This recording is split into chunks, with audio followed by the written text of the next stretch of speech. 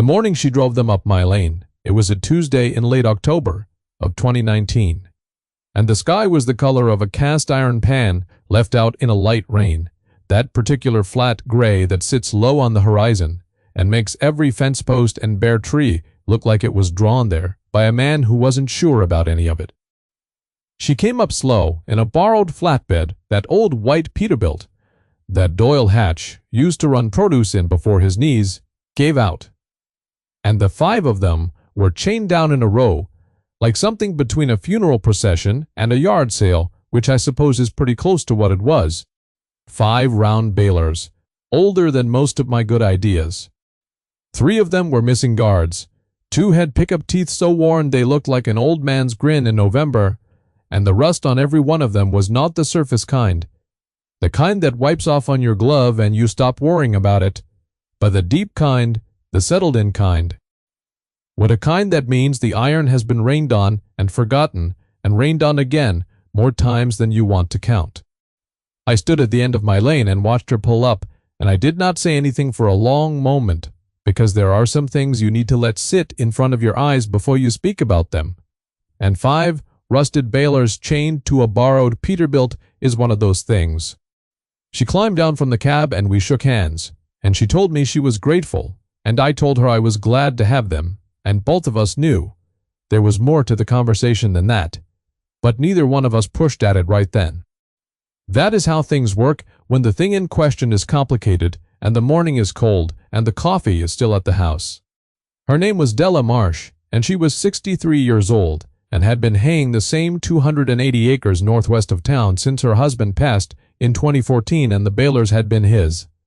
Collected over the course of about 22 years the way a man who fixes things will collect tools he believes he can return to service if he ever gets a long enough winter. He never did get that winter, or not a long enough one. And when Della decided in the fall of 2019 to lease the operation to her son-in-law and move closer to her daughter in town, she called around about the Balers, and every person she called told her some version of the same thing. They were scrap. She called the dealer over in the county seat, and he drove out, walked down the line of them in about 4 minutes, and offered her $800 for the lot, on the condition that she paid to have them hauled to his yard, which is the kind of offer a man makes when he wants you to understand he is doing you a favor by taking the things at all. She called the salvage operation, and they quoted her $650 and said they might be able to come out before Christmas if they remembered. Then somebody told her to call me. I had been buying old equipment for about 11 years at that point, not as a business exactly or not primarily, though it had paid for itself and then some. Mostly I did it because my father did it, and his father before him, and I had grown up with the understanding that a thing that baled hay once can be made to bale hay again if you are patient with it, and if you know what to look for, and if you do not allow other people's certainty about what is worth saving to become your own certainty. 7. My father used to say that the difference between a machine and a piece of scrap is almost always just a man who was willing to take his time. He said it plainly, the way he said most things, without decoration or apology. And I had found it to be true often enough that I wrote it down in the front cover of my own shop notebook, where I would see it regularly. I paid Della Marsh $350 for the 5 Balers, which was $450 less than the dealer's offer, and the dealer's offer had required her to pay haul on top of that. And I want to be honest about my reasons. I was not being generous. I did not yet know exactly what I was looking at, but I had an instinct about them that I had learned, over the years, to take seriously, and I was willing to pay $350 to find out if the instinct was right. The neighbor who came by that afternoon while I was unloading them was a man named Gerald Pruitt, who runs about 600 acres on the north side of the road, and who I have known for going on 30 years, and who is the kind of man who expresses his skepticism quietly and politely, and with such precision that you understand exactly what he thinks, without him ever once raising his voice. He drove up in that white 3/4 ton. He keeps cleaner than most people keep their kitchen floors. And he rolled down the window and looked at the balers lined up along my fence, and he looked at me for a moment, and then he said, real even and without any particular expression, "What are you planning to do with those?" I told him I was planning to get them running.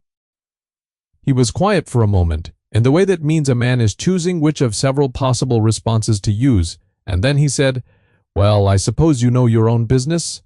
And he rolled the window up and drove on. By noon the next day I had heard from 2 different people that Gerald had mentioned the balers at the co-op, and the version that had circulated by the end of the week was that I had paid good money for 5 piles of rust that wouldn't turn over if you hooked them to a new tractor and prayed over them.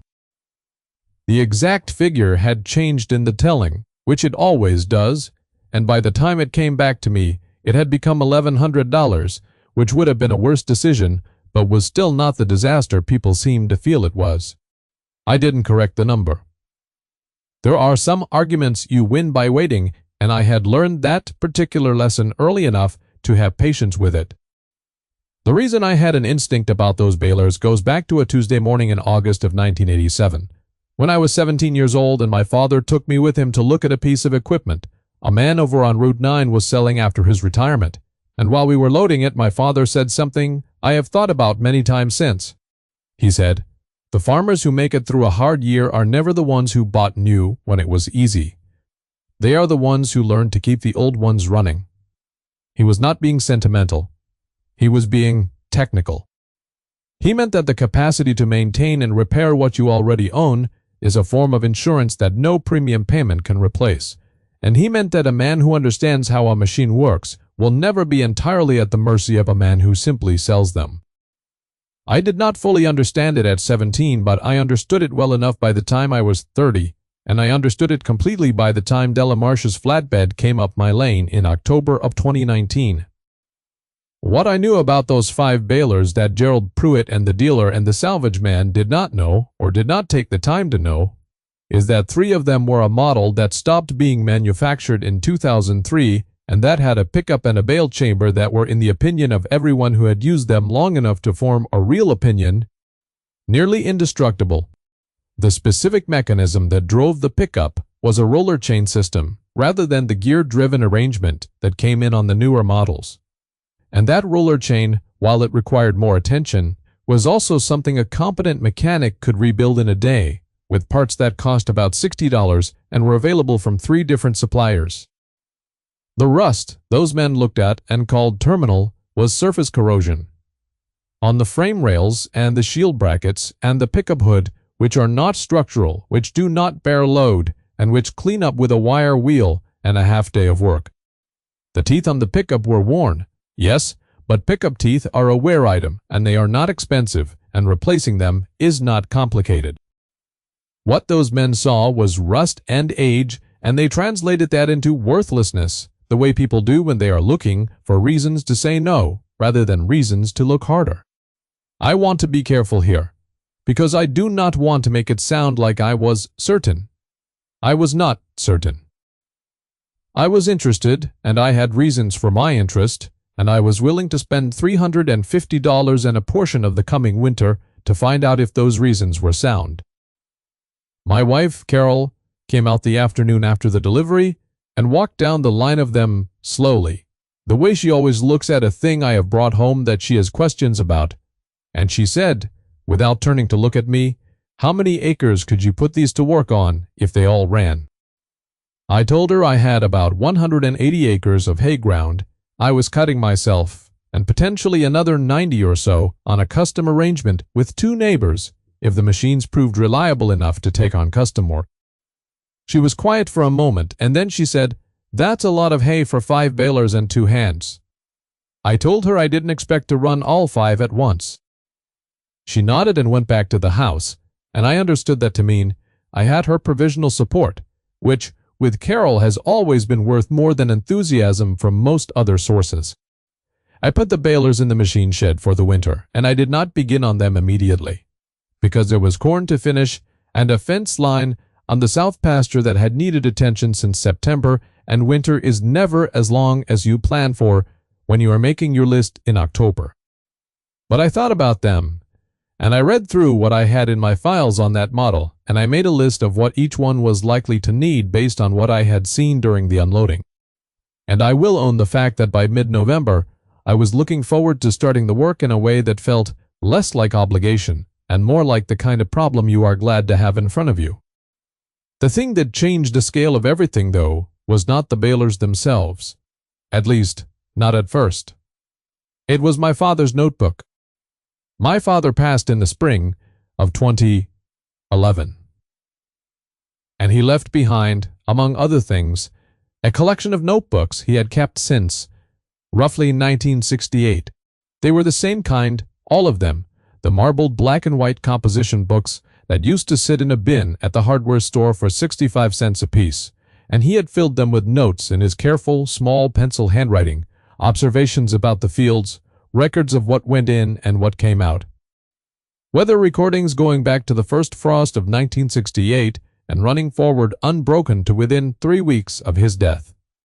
He kept them in a wooden crate in the corner of the shop, oldest at the back, newest at the front. And I had read parts of many of them over the years, but I had never sat down and gone through all of them the way I always told myself I would. That is a thing I am not proud of, and I want to say so plainly. He left them for me. I knew they were there. I put it off the way you put off a thing that matters, because the things that matter carry a weight that the easier things do not. The week after Della's Balers arrived, I was in the shop in the evening, looking for a parts reference in one of my own notebooks. And I knocked the wooden crate over, reaching past it in the dark, and 4 of my father's notebooks came out onto the floor. I picked them up and put them back, and then I stood there for a moment with the one that had fallen open in my hand, which was from 1991.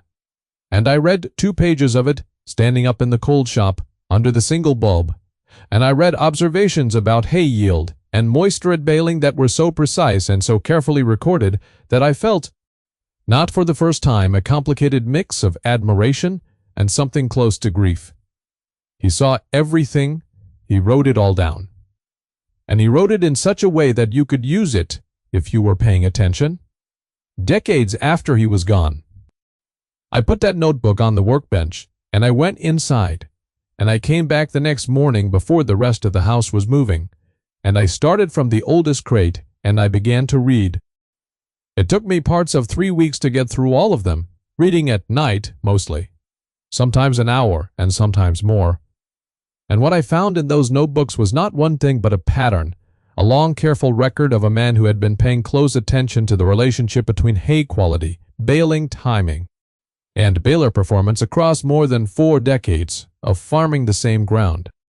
He had noted yield by cutting, moisture at baling by method, weather windows and how long they held, the performance of every piece of equipment he had run, and what it had cost him when that equipment failed at the wrong moment.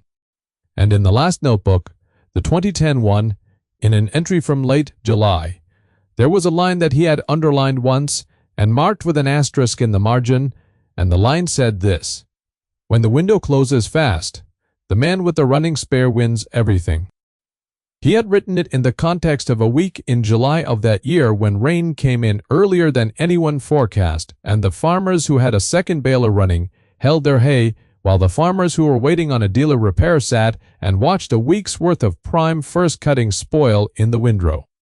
He had watched it happen from the road. He wrote, watched 4 operations lose the cutting because they had nothing to fall back on.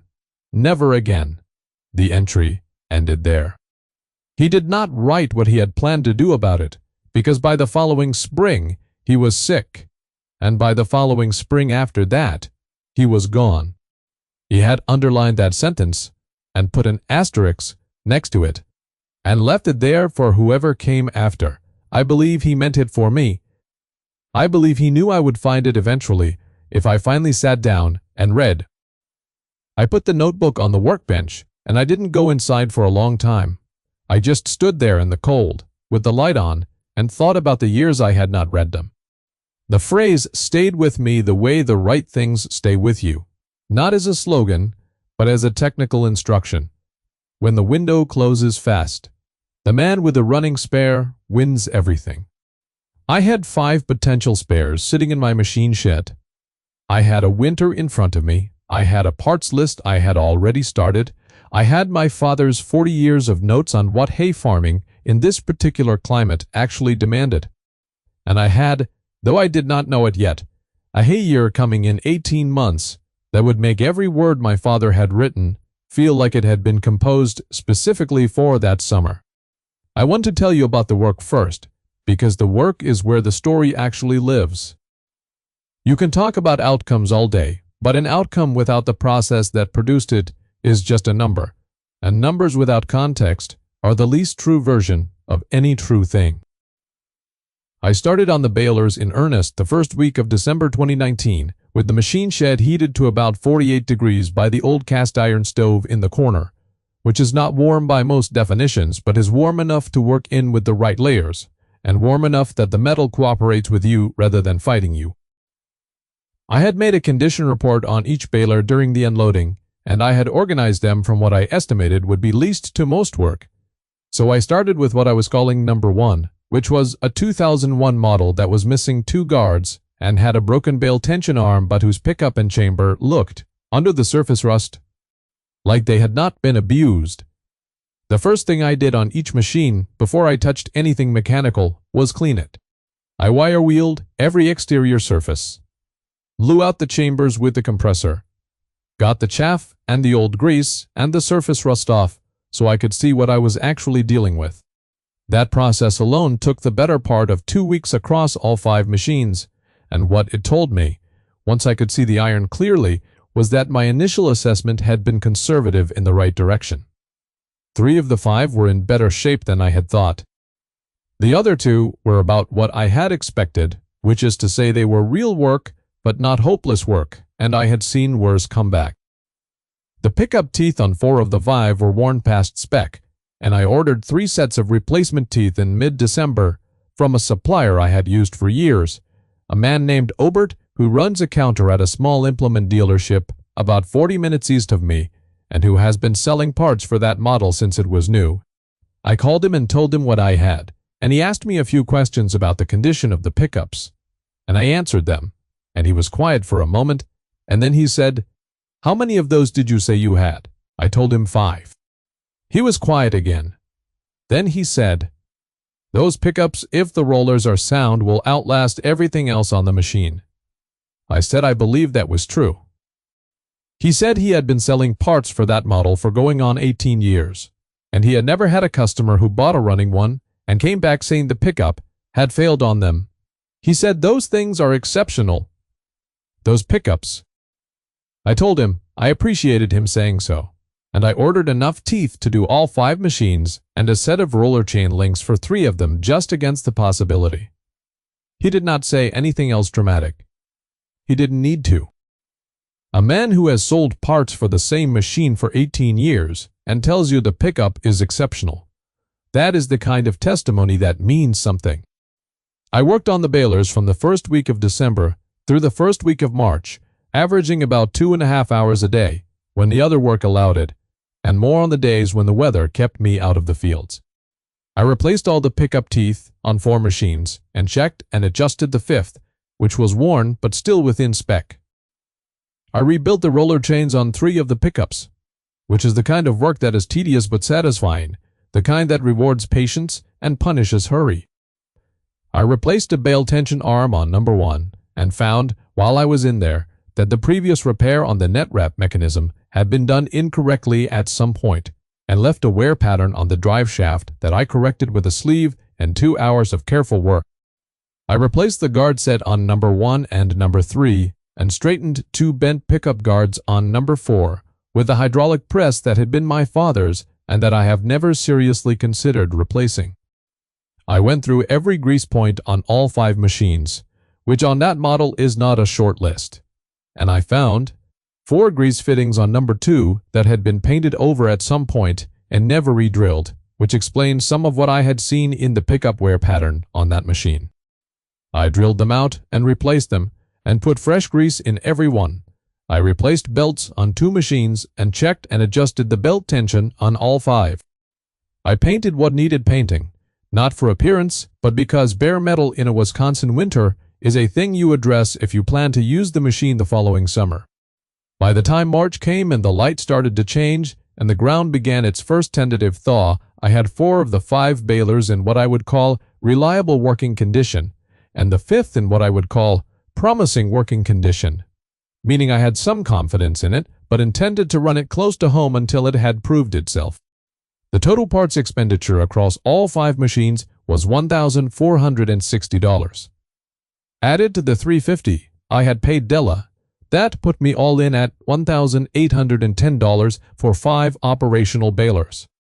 I wrote that number down in my own shop notebook, and I underlined it once, the way my father would have. Then the spring of 2020 came, and the summer of 2020, and a great deal happened in the world that none of us had anticipated, and I am not going to spend much time on that, because everyone already knows what that summer felt like, and because the particular part of it that matters to this story is simple enough to state plainly. In the summer of 2020, in the region where I farm, we had a hay year, the likes of which most of the people I talked to said they had not seen in 30 years or more. The conditions were specific, in the way that good hay conditions always are. A warm and wet spring that pushed grass growth 3 weeks ahead of the average.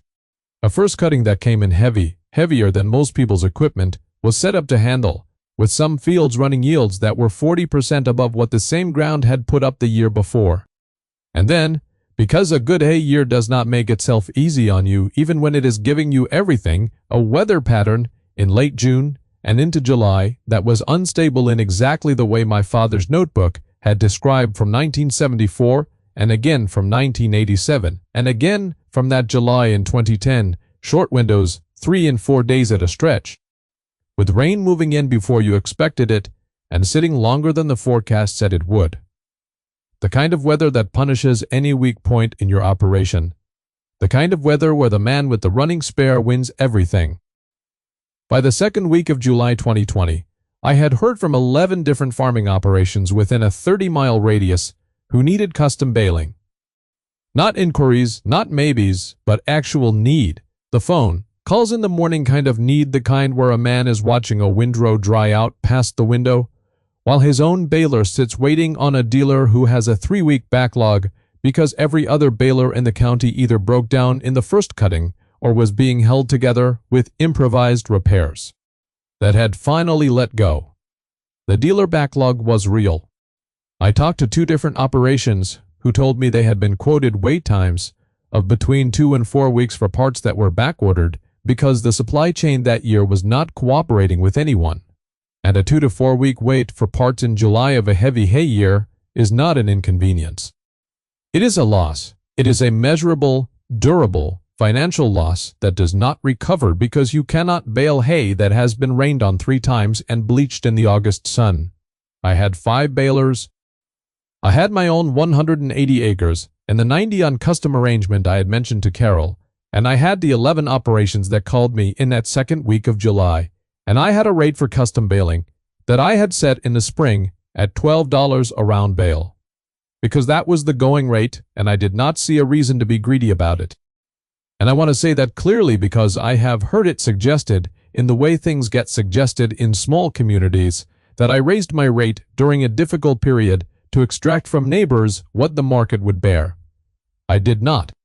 I charged $12 a bale from the first operation to the last one, and I charged the same rate in the 3rd week of July that I had charged in the first week, and if anyone wants to check that, they are welcome to look at my invoice records because I kept them. What I did raise was my own capacity, because I had the machines to do it, and capacity in a short window is not a moral failing. It is a condition that takes years to build.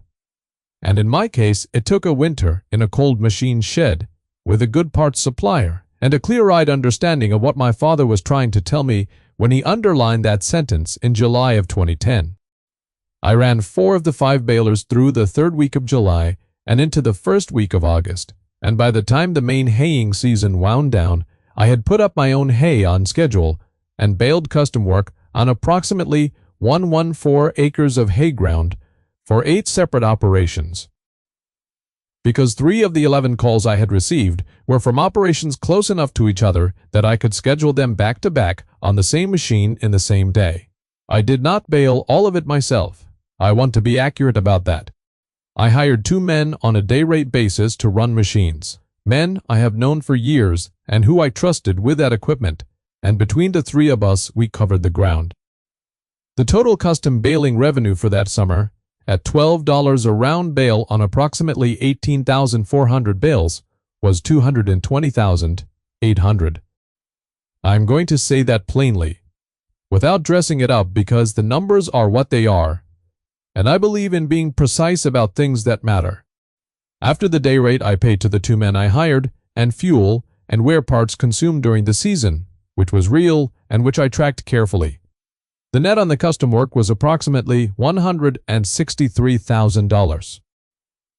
On an original investment of $1,810 in 5 machines that the dealer called scrap and offered Delamarche $800 to haul away at her own expense. I am not telling you that story to make myself sound clever. I am telling it to you because it is a true thing, and true things about how old iron and patient work and inherited wisdom add up deserve to be said plainly. The story would not have happened without Della's willingness to call around until she found someone who would take the Balers seriously. It would not have happened without Obert's 18 years of knowing that model. It would not have happened without my father, who spent 40 years writing down everything he saw, and who had the particular insight in the 3rd week of July 2010 to underline a sentence and put an asterisk next to it, and trust that someone would eventually read it. It happened because of all of those things together, and because I spent a winter in a cold shed with a wire wheel and a grease gun and a parts list and the patience to let a machine tell you what it needs before you decide what you think it's worth. I want to tell you how Gerald Pruitt came back into this, because he did come back the way the people who rolled their window up and drove on will sometimes come back when the evidence gets hard to ignore. But it was a Tuesday in the last week of August 2020, and I was driving the lane in from the last custom job of the season, tired in the good way that follows a summer of doing the thing you set out to do, and Gerald's white truck was idling at the end of my drive. I pulled up alongside him, and he rolled down the window, and we looked at each other for a moment. He looked past me at the baler on the PTO behind the tractor, and then he said, "You kept busy this summer." I told him I had. He nodded once, slow looking at the baler again. He said, "I heard you had machines running when nobody else did." I said that was about right. He was quiet for a moment, in the same way he had been quiet the October before, choosing from his available responses, and then he said, "I suppose those old balers weren't as far gone as they looked." I told him that was the thing about rust. It's mostly surface.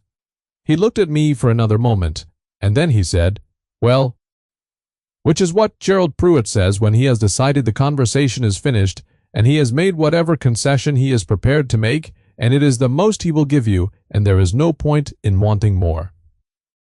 He rolled the window up and pulled back out onto the road, and drove north toward his place, and I sat there in the tractor for a minute, watching the dust settle before I went on in. My father used to say that the field doesn't care who believes in it.